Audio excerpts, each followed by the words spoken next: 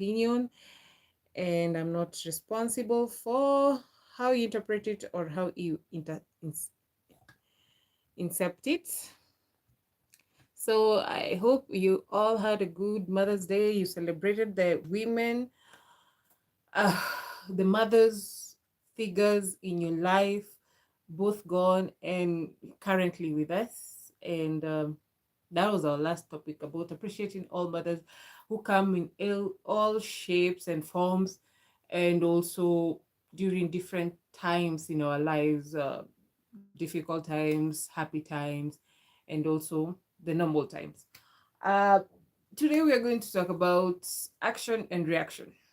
I think I have talked about it like 1 year ago, but it doesn't hurt to talk about it more because I think people get confused on if you do something to somebody and well they react or they don't react, which is also a reaction in itself. So yeah, it's a lot.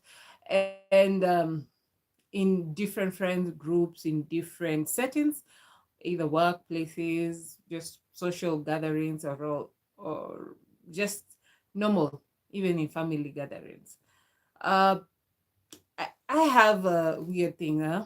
Um, we know everyone's temperament and temper are different and how they react to different situations. Sometimes, even let's say, for example, during danger times, you have people who take flight or run away or just escape or find means to escape. The others who just find solutions or uh, try to de-escalate the situation, or even just wait and observe. The others who just wait and observe. Uh, it depends with the situation. For me personally, in case of danger, let's see. I have in the past, when I remember in high school when we had tremors and scary earthquakes for region, or even students trying to riot, strike. I, I most of the time I just wait. I don't like dash out or run away because of fear or whatever. It depends also, because there's sometimes I can't run away. I don't know where the speed comes from. Normally I don't run, so yeah, that happens. Uh, so we have then we have the settings of during emotional things, when you're emotionally invested in something and things don't go the way you planned it, and or just something that abrupt different situation comes up, or even change directions of how it's supposed to go up in relationship. Trust you me, I observe, and then I mostly observe. Then when the push comes to shove, I do my own assessment and say if it's something I'm done with, I'm done. If it's something I'm still on the fence, I'll just observe until it comes full fruition and shows itself. If it's something that I should let go, I don't fight. Scratch that. I do fight. But I don't fight over emotional things. You want to fight over a man? Hey, not my cup of tea, because trust you me, time and time again has shown fighting for a man doesn't make him stay, or doesn't make him not cheat, or even fighting for a woman doesn't mean they choose you, because we have seen celebrities relationship that have been openly shown, and you see it doesn't work. After you fight over somebody, I think sometimes the reaction, most people lose respect for them, because why are you fighting over somebody who's an individual? At the same time, for those who fight people not to leave them. Also, the reaction you'll find either they're still left or ghosted, or even played like a fool. Yeah. So here's the other thing that it's funny about now in terms of relationship, also in social times.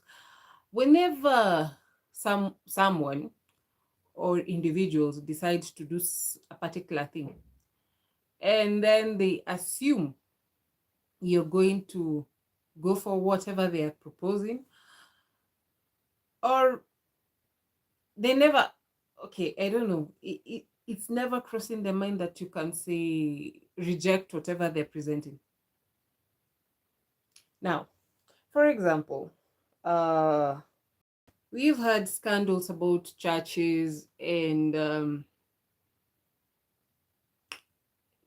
things have been put like water under the bridge, that you keep quiet, or even family homes. Things happen at home, and they expect you to assume it or let it go. Forgetting sometimes it affects us even years down the line, or even emotionally in a major way. We have had or been told time again, forget about it or let it go. To them, they have told you to let it go, they expect you to let it go, but the willpower for that, it's only on you. Let's say like somebody offends you, they ask you for apology. It's okay, you asked, if whether it was sincere or not, if they ask for the apology, it's for you to decide, do I forgive them, or do I let it go, or do I just assume it never happened? uh Now that reaction, I guess a lot of people get surprised when you ask for a forgiveness. uh they expect you to forgive them or forget it. Well, it is divine to forget. I doubt there's a human being who's divine yet. Not met one yet. So if it surprises you, you offended me, that I remember the offense later on, or I even change how I interact with you because of said offense, uh, then you get mad because I'm reacting to whatever you did to me. So who's at fault? Sometimes it's a question. It's a choice. It's a personal choice. Just as we say mobile phones is your personal, uh, now it has been made easier that you can walk with phones everywhere. It's not like when I grew up, it was hooked to the wall with cable. You could not go, not unless you had the long cable that you can go to a different room and talk, but still it's hooked to the wall. You cannot get out of the house without with the phone, with the same phone. Now, somebody asks you for your number. You either decide, it's your choice. Then again, it's your choice to give them your number.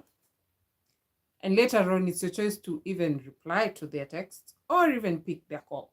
So if I decide, yes, I'll give you because I don't want you nagging me, but you call, I block.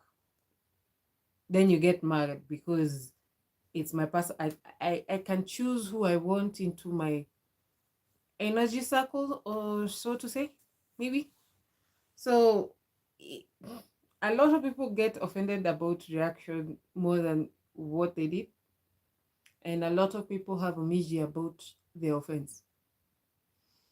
Then again, we also have the other side of you offended people for a long time.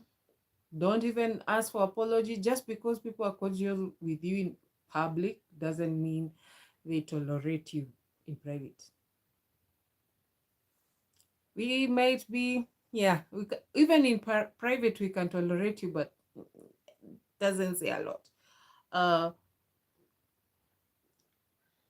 and to on that case, parents, parents, please listen and listen clearly. We are told, yes, we should obey our parents, we should respect them, but aura is reciprocated with aura. If you're disrespectful, how would you expect somebody to respect you again? Uh, if you're nonchalant to your kids, aura for aura, if when the kids grow up, they return the aura and you're like, how did I offend? You don't remember. I know age with age comes with memory loss or even selective amnesia, because you don't want to know if you offended anyone at all, at all, at all, at all. Then nowadays you see like I get it, the younger generation, how they say the aura for aura energy, and also how they reciprocate with how you talk to them. um yes, don't put the ego and pride of, yes, I'm older than you, or you've seen the sun before any other person. uh with age doesn't come with wisdom. that's that's that should be shouted up out loud. With age doesn't come with wisdom, because even younger people can be wiser than the older people in different situations. Well, in terms of experience, we forget time has not been kind on us, because things change. We are not, we always evolve and revolve, because fashion does evolve and still revolve back to the old age. I think that's the only thing that does back and forth, back and forth. Other than that, the rest is changes with time, with how we handle things, with how we handle money, with how we handle savings, with how we handle relationship. Like right now, we know a lot of people, relationship is not that major uh, aspect. Like bearing children, people are also very careful if they want children or not, which to the old generation, it's a strong topic to talk about. Forgetting that your peace of mind is more important, and happiness. The rest is added blessings. That's my motto. Um, yeah, I've told my mom that when she requested for a grandchild. Anyway, so yeah, action and reaction does that. Uh, so different time, different changes that are enforced on us. We don't look for it; it just happens. Also, now on the social part, let's say like here in Kenya, the weather has changed drastically. It's been raining for more than 3 months, and like today, for example, I woke up early at around 7. That's not early to some people, but it was early. Uh, it was cold, it was gloomy. Then at around 10, it was misty. 1 hour later, at around 11, it was clear. And then in the evening, it rained. Now, weather fluctuates like that, so you cannot force that change. It's forced on you because that's nature. Then we have forced on us is the politicians line during the day when we can see it ourselves and understand ourselves before we go to our locals. And then they get mad when we are mad to say, and we are resolute to say we are going to change whoever is on power. So yeah, it's changed to us then, because we don't accept whatever you're selling to us. So yeah, If your aura for aura is what you want, follow it through. If it's not what you want, depending on your reaction, hey, everyone has a free will. We always forget free will. We were blessed with free will and a sound mind. There's somebody who today asked me a question that was, they were like, okay, I'm sorry, let me put it bluntly, how they said it. What is your intake on gay marriages? Uh, Considering traditionally, if a husband marries a woman, the woman is buried in the husband's family place. And now, how will the men? He put it directly, like how will the men, a man married to a man, be buried in another man's compound? Uh, my answer was, first of all, we were all given free will. And secondly, if that is not your cup of tea, I don't know how it really bothers them. If that is not your type, if you're not attracted to men, why are you worried of what outcome or what arrangement they have arranged after their passing? He looked at me and I was like, okay. And you're supporting them. I was like, well, they are human beings and should be treated as such with human nature, decency. If that's what they chose, we were all taught from young to old how to behave, how to be persons. And one thing for sure we cannot control is emotions. If you're attracted to a particular type of people, that's your preference. And no one should stop you from that's you, except now children. Now that's where I draw the line. Children, leave them alone. But as consensual adults, if that's the way you sway, it's only the only person who should be bothered is the person you're attracted to. If they are not maybe into that sway side, that might be the problem. But if they are in the same attraction phase, then why not? That's their own businesses. And either way, why would it will that bother me that somebody, a man next to me is, maybe if it's somebody who was in the closet and married to me, that will bother me a lot. But other than that, if they were true to themselves, accepted, and they tell you outright, no, I'm not attracted to you, I'm attracted to him, eh, I'll be like, okay, that's okay. Yeah, it's surprising because, well, African settings is not as much acceptable or normal. Even though we were lied to for the longest time that it was brought by colonialists, yet in history, if you go deep in it, you'll find it was there, it was existing, didn't come with anyone. And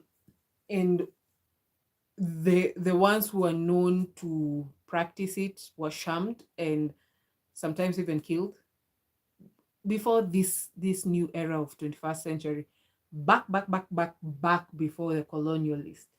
And either they were exiled or like other history stories you'll hear about the queen from Angola area, that she was a warrior and had concubines concubines who are women.